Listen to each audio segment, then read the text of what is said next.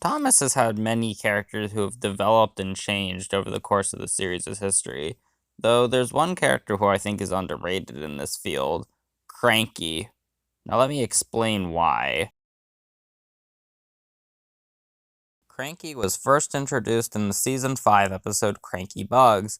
He would play tricks and basically bully Thomas and Percy, but he would later get what's coming to him after a barge incident and be saved by Thomas and Percy.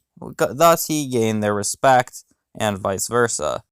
It wouldn't be until the next season Cranky would get another major role, where after a scenario involving Bill and Ben being annoying to him, he smashes one of the rooftops of Brendam Docks and is now stuck with salty Bill and Ben.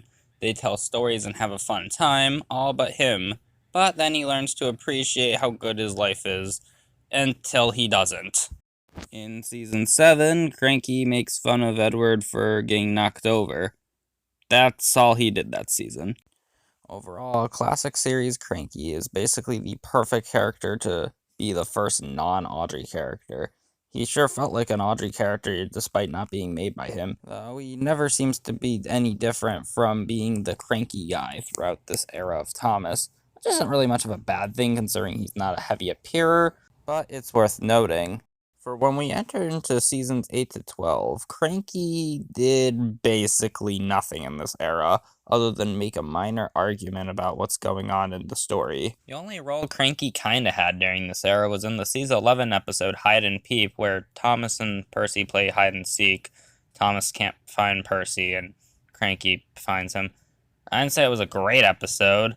And, well, we don't really learn anything about Cranky here either, so there's not much to say. With the show's transition into CGI, we finally got to see more starring roles with Cranky again, though for the Miller era, that's not a good thing. The first episode of Season 13 gives us a really poop episode about Thomas challenging Cranky to lift things, eventually himself, and then them getting in trouble. It's really boring. His other major role this era is Salty tells Percy a scary story about the monster of Brendam, and it's Cranky. I'm not gonna sugarcoat it. Yeah, this episode is really garbage. With Cranky start as soon as the Brenner era begins. Basically, Topham realizes that Cranky seems to be overworked and stressed, so sends Kevin to help him. There's a few little mishaps, but Cranky clearly tells that Kevin is trying his hardest, and tells Topham how good of a worker he was, but that Cranky was just pushing him away, so the two end up working together in the end. From this point on, Cranky seems to become less, well, cranky in the Brenner era in general. Cranky would get a starring role again in the 19th season, though we do see a little more of an anxious side of Cranky. One that's very scared and worried he'll actually lose his job, when early on he'd be as reckless as possible. And sure, the conflict was a bit meaningless because it was just some ice skates. It shows that Cranky does value his work. To wrap up Cranky's story in the main TV show, he actually got a two-parter. Working at Brendam Docks has become really stressful for Cranky, and he starts to mess up around his work. He gets stressed that he might get scrapped or replaced, something that was played up in the last episode.